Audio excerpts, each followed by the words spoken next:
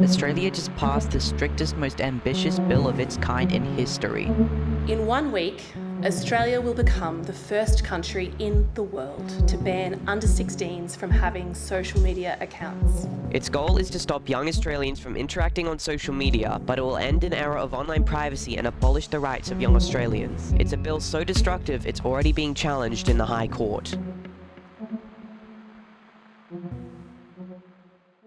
To understand the consequences of this sloppy and rushed legislation, we first have to understand what it is. The Australian government has ordered that a range of social media companies must take reasonable steps to prevent under 16s from accessing their platform starting December 10th. By the time this video is uploaded, it's likely that the ban is already in effect. But what you may not know is that the government plans to roll out a second wave of restrictions on December 27th, where you'll be required to verify your age for just one Google search. They've been extremely quiet about this, and it's pretty easy to see why. I mean, it feels almost dystopian. This shift will shove massive amounts of personal, confidential data into government and third-party databases, not only children's information and biometrics, but also parents and siblings that use their IDs to help their children circumvent these laws. How are we meant to trust the government and these third-party verifiers with that much data? When Discord implemented a similar system, thousands of IDs and faces of children were leaked in massive data breaches, which predators were quick to act on. The worst part is that there were 69 confirmed data breaches just in this year. If this trend continues, by the end of the year, the government could be looking at over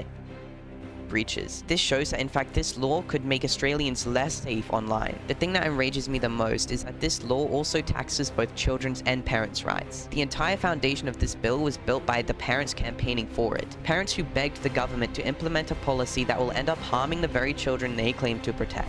Because when you advocate for a blanket ban like this, you've already failed your job as a parent. It's your responsibility to manage your child's online activities, set restrictions, link accounts, or even use the built-in safety tools. Instead, the government has taken online independence away from every under 16 in the country. This ban abolishes children's implied right to political communication and breaches the Articles 12, 13, 17, and 31 of the UN's Commission Rights of the Child. I wonder why the government wouldn't want kids developing opposing political opinions to that of themselves. Unfortunately, some members of the media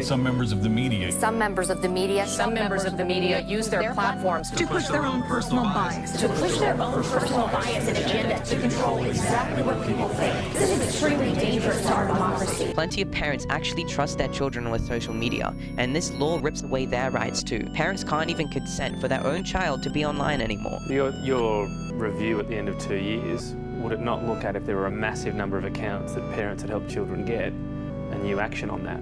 Wouldn't that be logical? Absolutely. Okay. So far, the ban just isn't working. Teens are still using these platforms, and the government's claim that 1 million kids were removed on day one is almost certainly exaggerated. Platforms simply cannot reliably determine the age of older teens. Even Google has said this rollout is disappointing and rushed. They also say that the ban won't protect young Australians, and if anything, it will do the opposite. This entire thing was rushed through Parliament in just 9 days. Mental health organizations, privacy networks, digital rights groups, and their own Human Rights Commission called out the flawed legislation. It abolishes the rights of young Australians and rips the 73% of teens that use social media for mental health straight out of their communities, and all under the name of child safety. It's a horrible reality, and it's one that I hope this government wakes up to. Also, I'd just quickly like to highlight some absurdities in a little bit of a less serious manner. The government has always been very quick to point out 7 out of 10 kids report their most recent harm was on social media. There's some maybe some harm, but I feel like you haven't fully captured the positive benefits. Some of our research did show that 96% of 10 to 15-year-olds have one social media account, and 70% have experienced harm on social media, and 40% of those experience Just get back to what we said earlier. So I'll give you 2 options, and let's see which one you guys think is more valid. Do they A, help parents control what their kids view and moderate harmful content, or B, ban the kids?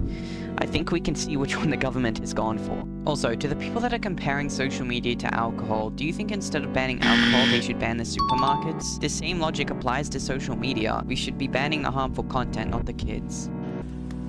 My name is Walter Hartwell White. I live at 308 Negra Arroyo Lane, Albuquerque, New Mexico.